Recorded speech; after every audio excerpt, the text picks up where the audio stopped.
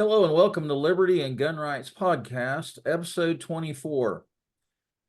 Today is Saturday, April the 20th, 2024. My name is James Moffett and I will be your host. Today I have a special guest speaker, Andra Watkins. Andra will be talking to us about Project 2025. Andra, welcome to the podcast. Please tell us about who you are and how you've become interested in Project 2025. Hey, James, that's good to see you again. We've known each other for a long time, That's right. and I'm honored to be here today. I became interested in Project 2025 last year. I had another book project that did not go forward, and I was at loose ends, and I had been reading this and that about Project 2025. So I picked it up last September or October and started reading it, and was immediately alarmed by the disconnect between how the mainstream media was talking about Project 2025 at the time, and largely still are, and what I was reading in it. Because I grew up in a Christian nationalist church and school in South Carolina. It was one of the founding churches and schools of the moral majority movement in the 70s and 80s that Jerry Falwell Sr. started, which isn't something I've talked about a lot publicly before now. And so I was indoctrinated in that world. And the language that I was seeing was very much the language that I learned in those places in that church and school in my youth, which was alarming because it, to me, was more of a Christo-fascist document than the media was making it out to be. And for anyone who cares about liberty and freedom and their own personal rights, that should be alarming. Sure. So can you tell us a little bit about your writing background? I know, Katie and I read Not Without Your Father, or Not Without My Father, I think it is. And Yeah. love that book. I know you're an author, and can you kind of toot your own horn a little bit about your accolades for the audience? I can. My memoir, Not Without My Father, is a New York Times bestselling memoir. And I have 3 novels that I wrote that are paranormal historical thrillers with people from history who are real, who died mysteriously, and get to have new adventures in these novels. The memoir did really well, and the novels are my favorites, but didn't do as well. That's usually how it goes with creators. Right. So that's my writing background. I was pitching another memoir at the time last year. An agent approached me about writing a memoir that was a mashup between growing up in Christian nationalism and having a narcissist mother in that world. But we weren't able to sell it. So the great thing about writing the Substack that I write is I can mine that experience without talking about myself a whole lot. And I don't have to relive all of my sordid history and talk about my family to talk about what Project 2025 would do to people. So tell us a That's little the bit. only writing project I currently have. Okay. Tell us a little bit about the walk that you did, which I thought was just phenomenal. How long was that walk?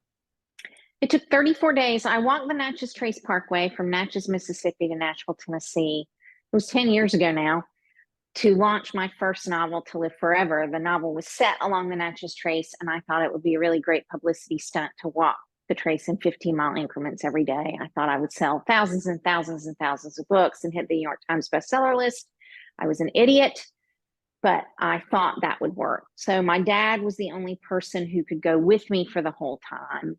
And my dad has always been one of these people who gets on my nerves. We all have them in our lives.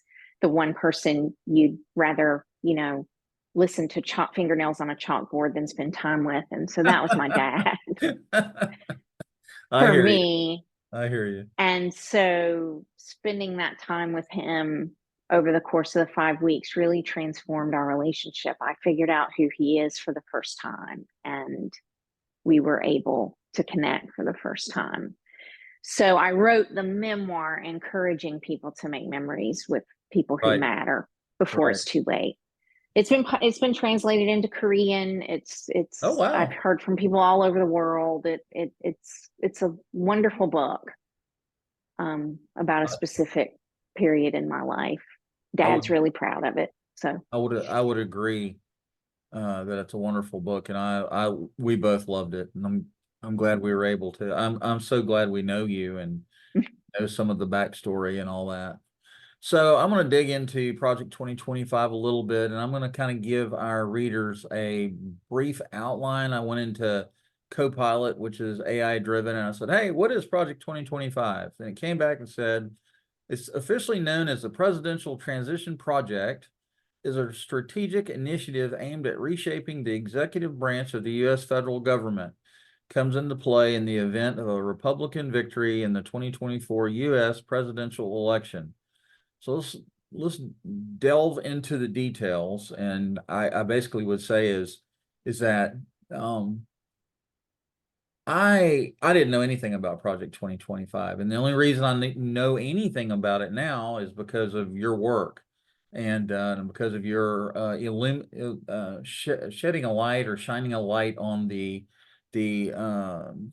underside, or the behind the scenes you know project, what's going on behind the scenes, what has been going on. I know the Heritage Foundation is a big part of that. They've been trying to get me to sign up for my membership for the last 3 months, and I've been holding off because I've been reevaluating my um, priorities and viewpoints about all of that. And you've been a pivotal reason for why I've been examining my viewpoints on all this. And Liberty and Gun Rights podcast is focuses mainly on liberty and gun rights in South Carolina. But I also want to uh, allow opposing viewpoints and other viewpoints, whether they're opposing or not.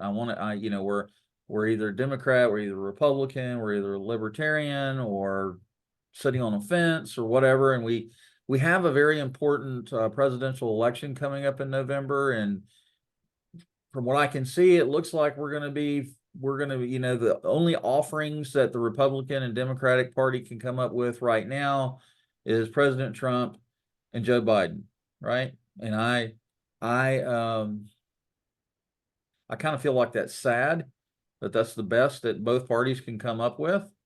And I'm I embarrassed. routinely feel that way about a lot of our politicians. Yes, Actually, it's just the yes, best we can do. absolutely.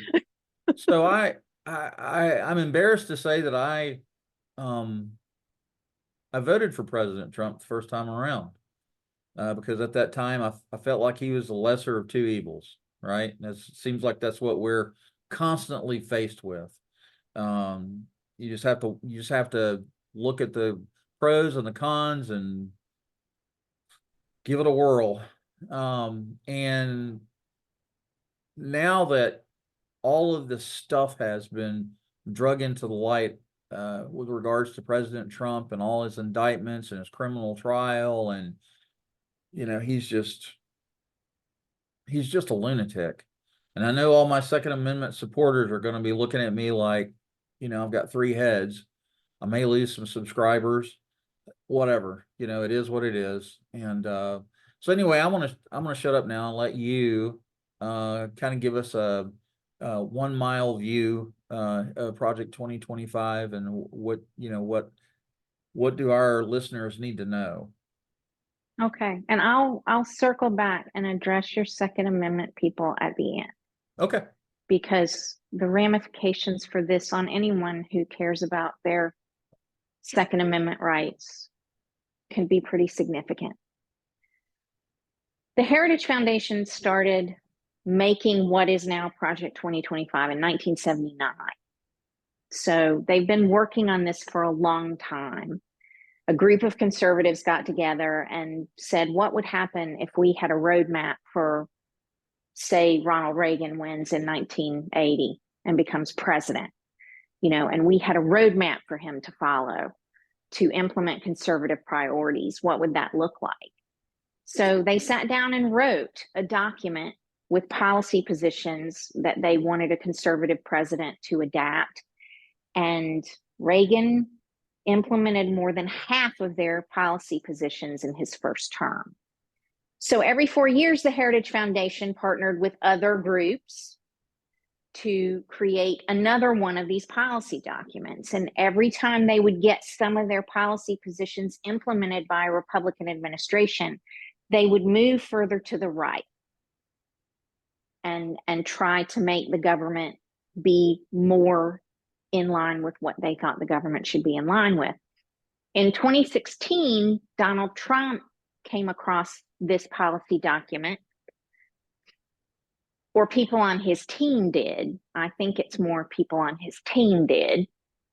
And he implemented over 60% of their policy recommendations during his administration. Project 2025 is their most ambitious set of policy recommendations to date. And it essentially transforms our republic, our democracy, into a Christo-fascist theocracy, with the executive branch exerting total control and essentially turning the president into a theocratic dictator, sort of head of the country. It is not constitutional. It does not recognize separation of powers. It is littered with Bible verses, which I personally don't have a problem with the Bible. I'm a Christian. I have not rejected my faith simply because I was hurt as a child and as a teenager. I understand what faith is now, but I haven't rejected my faith. But I do believe that seeing a bunch of Bible verses hidden in a government policy document should be alarming to people. Sure. And so I started reading it with that eye and the history of growing up in that world where I was taught that the separation of church and state was to protect the church from the state, not to protect the state from having a state church, as the founders intended. I was taught that America was founded as a white Christian nation because people from Europe came here to exercise their Christianity, even though it was all kinds of flavors of Christianity at the time. And so that's what I was taught growing up. I was taught that Black and brown people were inferior to white people because the Bible says that, because Noah got drunk and slept with his daughter. And so that made it okay. My pastor actually said things like that from the pulpit, and I believed them for a long time. I was a very conservative Republican into my 30s. And I wasn't just a Republican who voted in a presidential election every 4 years. I volunteered for the Republican Party. I ran phone banks. I talked to different candidates. I volunteered for different candidates. I was very, very passionate about my conservative views. That changed for me when a former client approached me in 2010. And we were both kind of Tea Party people at that point. I liked the disruption that the Tea Party movement was doing in politics, and so did he. And so he lived in a part of South Carolina where we were going to get another congressional district because of the census. He knew that, and he had a home in each place where he thought that district would lie. So he said, I know you've done some work in the past for the Republican Party. I want you to help me craft a strategy to run for this seat if it comes up. And so I became something of a political consultant. Interesting. For 10 months, I did that work. And it was the first time that I'd really studied how our campaign system works. And after 10 months of doing that, I called him and said, I can't do this anymore. I don't care how much money you pay me. It is sucking out my soul. I did not want to know that this is how the Republican Party works. And probably the Democrat Party too, but that's not what I was studying. It was so rife with corruption and money and gross money. And that's all it was about, and kissing the rings of the right people and going to the right events and throwing money at them. And I just was disgusted. Right. And I told him, if you really want to get government contracts, which is what he was doing this for, because he thought he could give himself government contracts, you should just give money to Lindsey Graham and you'll end up with government contracts. I mean, I couldn't get Lindsey Graham to talk to me, but he was having lunch with Lindsey Graham a month later. And I rode by his organization a couple of years ago, and there was a big new building, and he got his federal contracts too. So that really turned me off of the Republican Party.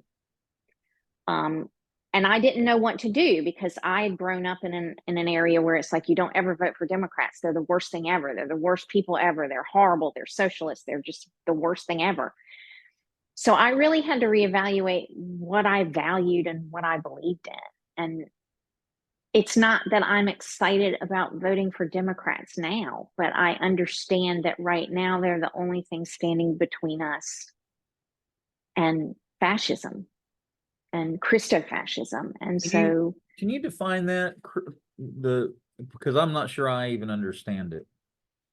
I mean, fascist governments are governments where a minority forces their will on the majority. And they do it in very aggressive ways. Hitler was a fascist. You know, he took over Germany with a minority of people. It only took about 30% of Germans voting for him to get his party to come to power and take power. And then a number of people don't do anything. You know, there's a group of people, and that happens in every country too, where I don't want to be bothered with politics. I don't want to be involved. I don't want to vote. That's about a third of the people in America. So, and then you have another third who were fighting that to some degree or another. Mussolini was a fascist in Italy as well. So they're usually very, very militaristic. They close borders. They limit movement. Eventually, the only people who will have firearms will be people who enforce their power. Regular citizens can't have them because regular citizens could challenge the power of a fascist government. Right. So, and that there are examples of that all throughout history. I'm living in Spain right now, and in the 1970s, Spain was a Christo-fascist theocracy run by Francisco Franco. So I can look out my window and see a Jesus that he put Jesus on every significant piece of every historical place in Spain to remind people of Jesus. And there's nothing wrong with Jesus. I love Jesus. But Christo-fascists use Jesus as a cudgel to beat people into submission. And they force people to follow their version of Christianity at the expense of what speaks to that person individually and what they might believe. Okay, thank you. I appreciate that. So go ahead and continue talking about Project 2025 and the different, I know there are different sections of Project 2025. Do you have one that speaks to you more than others that you want to hear about first? Not really. I'm just, okay. I want this to be kind of an overview for the listeners, so they'll get a good grasp of what they need to, everybody needs to look at it for themselves. It's a 1,000-page document. I've kind of skimmed through it, and some of it made my eyes glaze over and I wanted to go to sleep. Some of it was interesting. Some of it was scary. It's a real eye opener. And so I would absolutely encourage you, the listener, after you listen to this podcast, to go to the, just Google Project 2025. It'll be very easy to find. I just want to encourage you to read it for yourself. So go ahead. And if they follow my Substack, they'll read a lot of it by the election because I'm doling it out in little pieces. Right. So Project 2025 has several objectives. The first section is an overview section. And I've spent a lot of time there because there are a lot of hidden Bible verses. There's a lot of Christian nationalist language in the intro section. And I've covered quite a bit of that on my Substack already. The executive branch, it that's one of the most boring sections Right. if you just try to read it from a perspective of reading it, but it really does give the president complete power over the entire government. It makes the president an authoritarian dictator. It removes the power of Congress to do much of anything. It removes the power of the judiciary. It puts the Department of Justice under the control of the president, and the Federal Bureau of Investigation under the control of the president for the first time.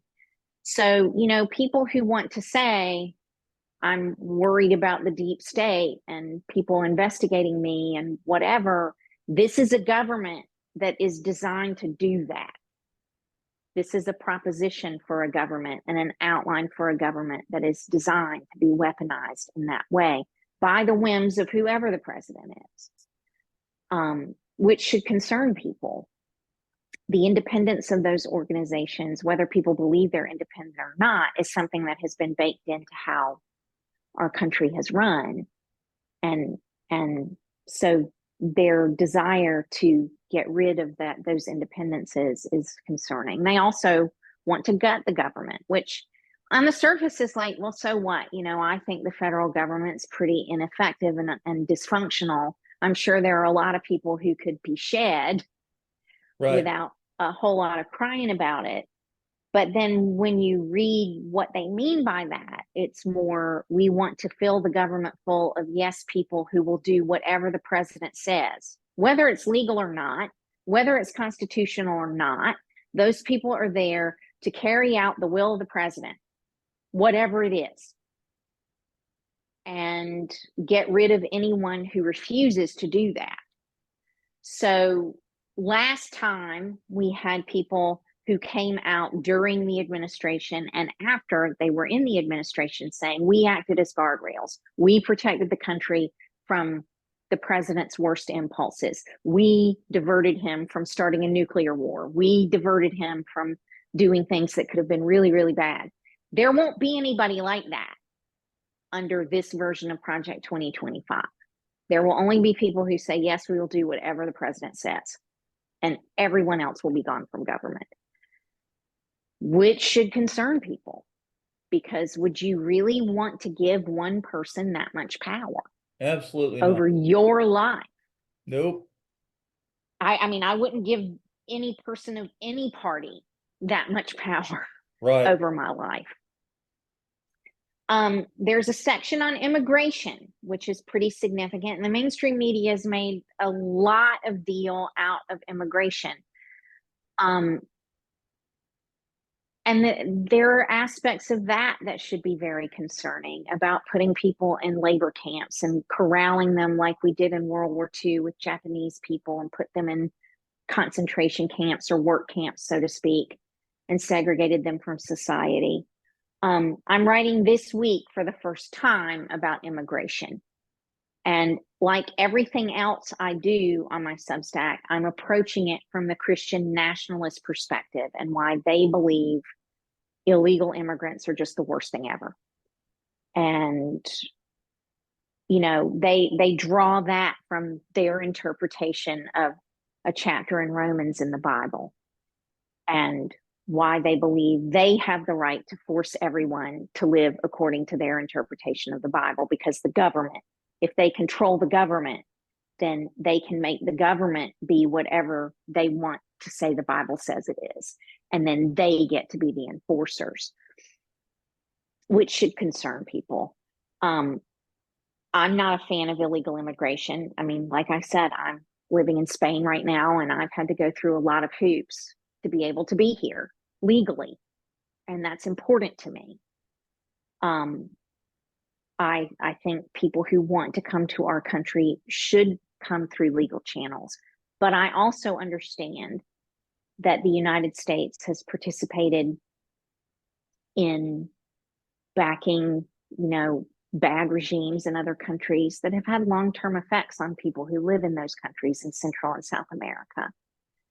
And some people there are fleeing legitimate violence in these places, and are fleeing for their lives, and are trying to keep their children safe. I wrote on Monday about such a scenario, and it turned out that I was writing about Jesus Christ. But if Jesus Christ showed up at our southern border with his parents because he was fleeing an order to have him be executed as a child, which happened. Right. I don't know that I don't know that people wouldn't stand there and watch them drowned in the Rio Grande. I don't know that people wouldn't stand there and watch them impale themselves on razor wire. I don't know that he wouldn't be separated from his parents. You know, it's hard for me when Christian nationalists talk like this, because they claim to worship someone who was an illegal immigrant, whose parents broke multiple laws to keep him alive. And so we have to remember people's humanity. That's another thing that fascism does. It dehumanizes people, and these people all have stories, and they all have lives, and they're all human, and we should afford them a respect of that humanity. We don't have to let everybody in illegally. We shouldn't be doing that, but we should treat them like human beings, because that's Right. what Jesus would do. Right. There's a huge section that I call the culture war section. Okay. And so it covers their goals for abortion, transgender, LGBTQIA plus people, diversity, equity, and inclusion programs, divorce, what they think families should look like. And it is very much a traditional Christian nationalist view of the world. And if you look at any red state right now, they're implementing Project 2025, those aspects of Project 2025 in every red state around the country. However a person feels about abortion, it should really scare you. The Attorney General of Alabama talking about preventing people from leaving the state. You know, restricting free movement is something that fascists do. And so restricting a set of the population and keeping them from moving should frighten people. We should not be excited about that, however we feel about abortion. Right. And similarly with transgender people and passing similar laws. I mean, in Idaho, they passed some really fascist laws with regard to punishing people who let their children have those kinds of treatments. It's hard for me to listen to a group who say parents' rights matter, but if a parent says, I believe my child is transgender and I support them, that doesn't matter. You know, parents' rights only matters when it's their view of parents' rights. And that's fascist too. You know, we matter and you don't matter. Our power matters and your power doesn't matter. Our voice matters and your voice doesn't matter. Mm. So however divisive those issues might be,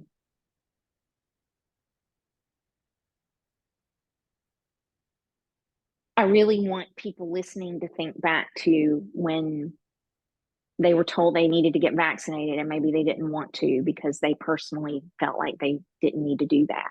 It was, you know, a restriction of their bodily autonomy. Or they were told to wear a mask and they didn't want to do that because they felt like it was a restriction of their freedom.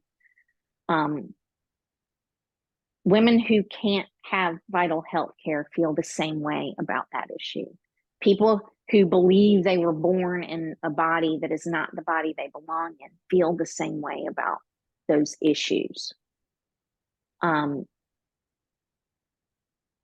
so Project 2025 would do away with all of that.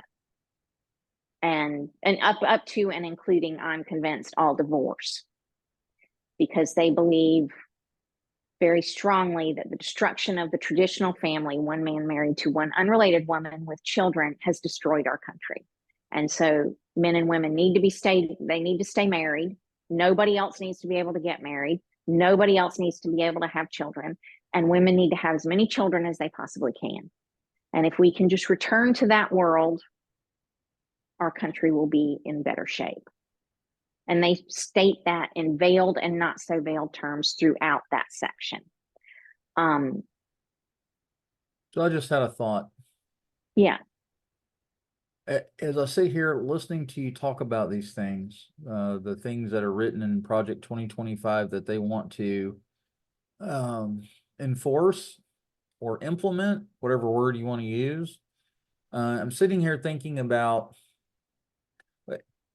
we all have our viewpoints on divorce, marriage, transgender, Right. LGBTQA plus. You know, I'm a child from the 60s, and I was born in 61, and I'm a boomer, and I have very conservative viewpoints, always have. I'm a Mm-hmm. Christian as well, and so and I wasn't a Christian as a child. I became a Christian when I was an adult, or I was 17, 18 years old when I said yes to I Jesus. was 17 too, actually. Yeah. So I remember repeating the sinner's prayer by a chopping block out in the woods with a friend of mine's father who was a chaplain for the fire department in Quinlan, Texas. That's a long story. That's not what this podcast episode is about, but what I am saying is I do have Christian values, and I do have a faith in God, and I think anybody that says that their faith has never been challenged in any shape, form, or fashion is not being very honest with themselves, right? We all face challenges with regard to our faith and who God is, and what's going on in the world around us, right? And so I Mm-hmm, think mm-hmm. as I listen to what you're saying, I think that there are going to be listeners here that are listening to this podcast episode, and they're going, but I do believe that divorce is bad. I do believe that a nuclear family should be a man and a woman, right? Uh, Mm-hmm. and they don't believe in single sex marriage, and they don't believe in a lot of this stuff. So I guess what I'm saying is that there has always been an ongoing conflict between all of these views, right? And so Yeah. as time goes on, like I'll be honest with you, I don't really know how to wrap my brain around transgender stuff, right? I don't know what to think about it. I don't know how to think about it. Honestly, I'd rather just not even deal with it, right? And unfortunately, in this day and age, we're being forced to deal with it. We're being forced to understand it and be accepting. And we have all this diversity training in corporate America, and you can't say this and you can't say that, and so you got to watch what you say. And so I don't want our, and you haven't said this, but I don't want our viewers to think that they need to throw away their values, or that we are expecting them to Right. And disengage from that. to me, I feel like what we're going through now is a backlash from political correctness and the liberal notion of being politically correct. I think a lot of Americans have forgotten what living in a democracy means. Living in a democracy means I might live next door to someone who has opinions and values that are wildly different from mine, that may offend me, that could even hurt me, but they have a right to those viewpoints. And they have a right to live their life according to those viewpoints, as long as they're not breaking laws. Right. And vice versa.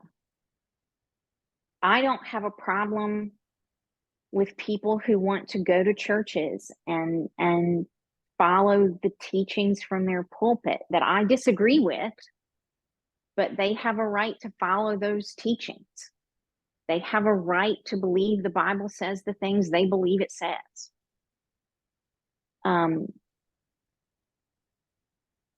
And that's been something that I've only recently come into. I can't force people to see that differently.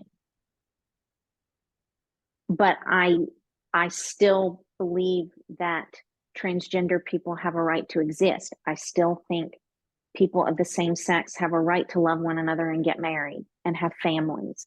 I believe if a woman's being abused by her husband, she has a right to get out of that situation and divorce him. Or if two people decide, we really made a mistake and we never should have gotten married. Right. I feel like they have a right to do that and end their marriage and find a life that is more happy and fulfilling for both of them. The challenge in living in a democracy is you have all of these different points of view, and everybody has a right to their points of view. And how do all those people live together and get along together? Right. And we don't work on that at all. All we really work on is harking to those differences and the things that make the person the other, the enemy, the person we need to defeat and destroy. Right. And that is not serving us well. I mean, solving all that is above my pay grade. Right. But I'm not attacking anyone who believes differently from me. People have a right to believe differently from me, but they don't have a right to force me to live according to their values. And quite honestly, liberals have done some of that too with some of these things. I'm going to force you to accept things that your Bible says are wrong and sinful. And I don't know how to reconcile all that. Right. Because I've used my mother as an example. I'm never, ever, ever, ever, ever going to convince her that homosexuality isn't a sin. It's just never going to happen.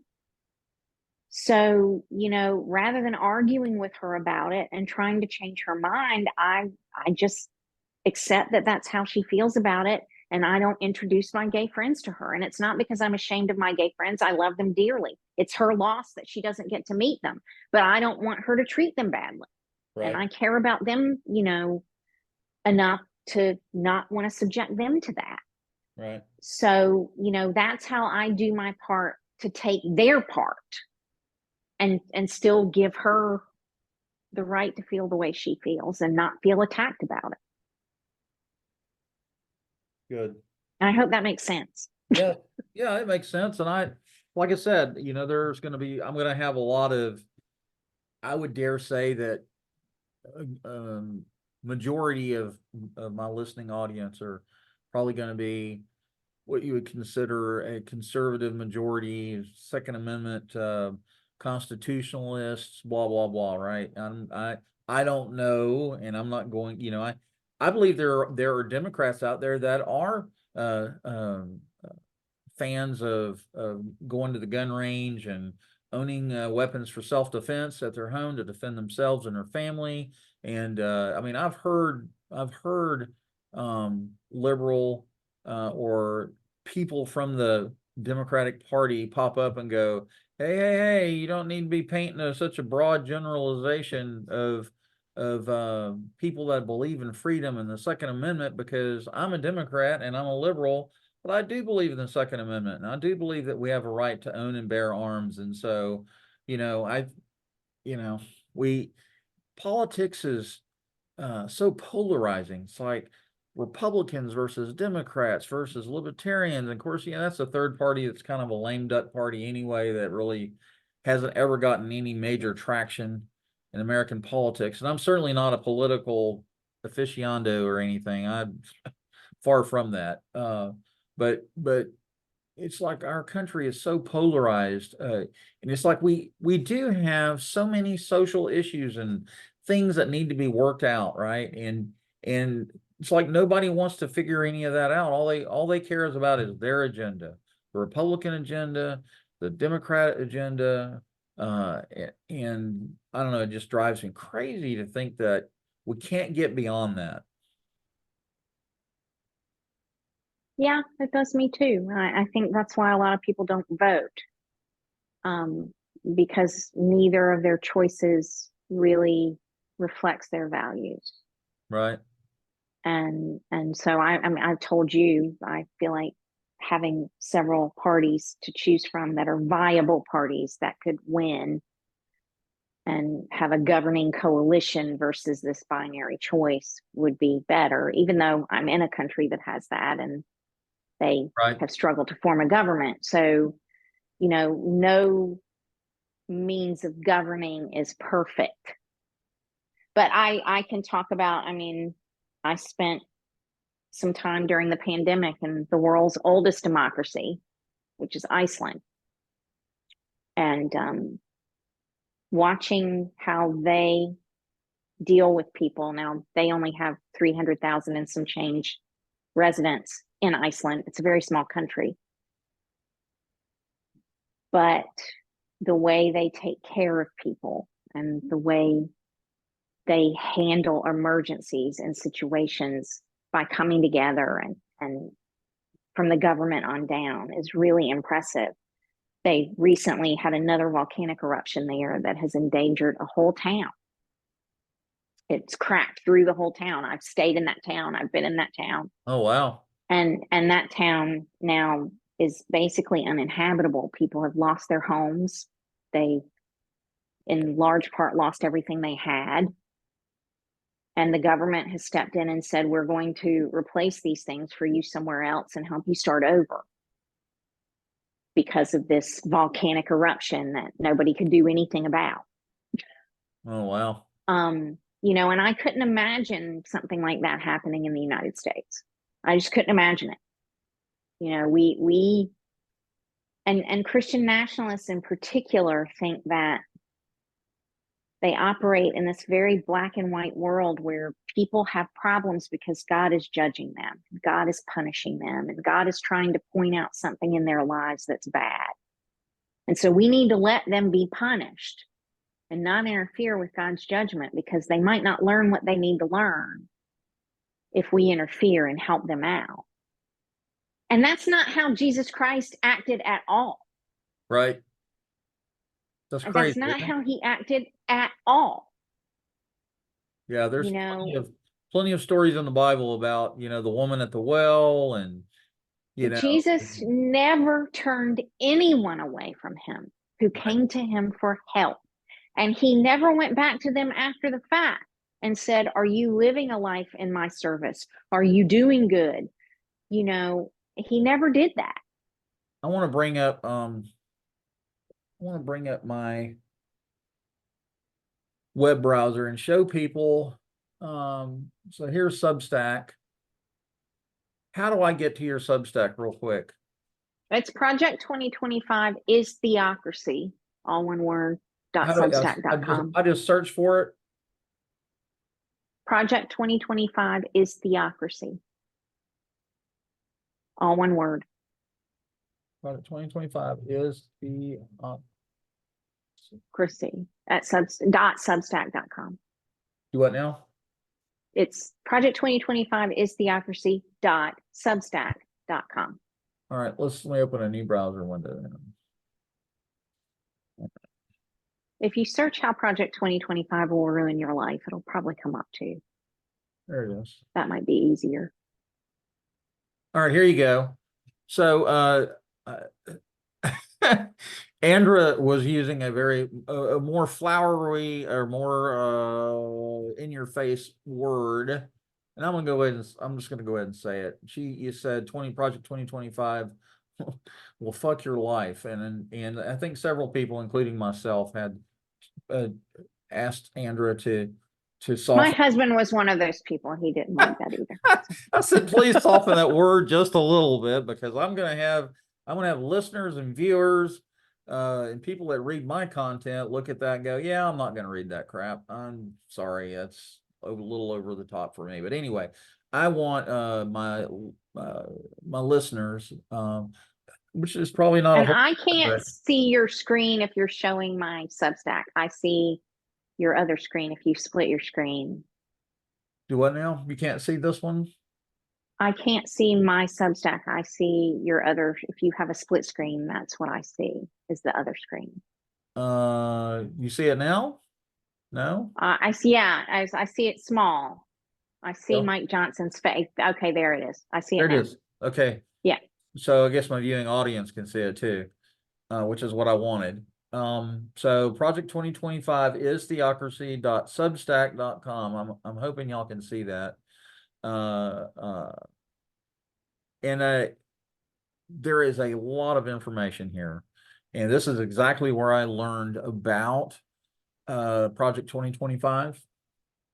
And so I want to encourage everybody that's listening to this to use this. I mean, Google Project 2025 and read that 1,000-page document. That's your homework assignment for the rest of this year before November. And this Substack. I don't even know how to describe Substack. It's just like a social media portal that people use to push out newsletters and information, blog posts, what have you, right? Is that right? I mean, it supports a lot of independent journalism, which is what I consider this to be. So I can make posts available to everyone. People can pay for my work, which you're